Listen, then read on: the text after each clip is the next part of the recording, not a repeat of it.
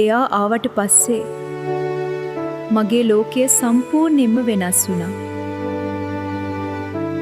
එයා ගෑන්ග්ස්ටර් බෑග්ග්‍රවුන්ඩ් එකක ඉපදුණු කෙනෙක්.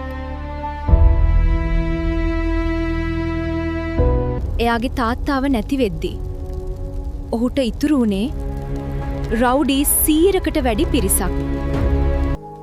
ඒත් එයාගේ හිත තිබුණේ ඒ අයව හොඳ මාර්ගයට ගන්න.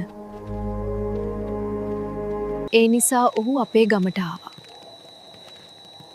වර්ෂගන්නේ මතේ මුඩුර්.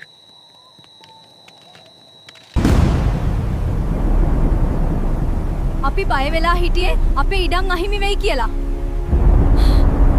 ඒත් එයා තීරණය කළා. ෆයිට් නෙවෙයි. වෙනස් වීමෙන් ජය ගන්න. එතනින් පස්සේ අපේ ජීවිත දෙකම වෙනස් වුණා.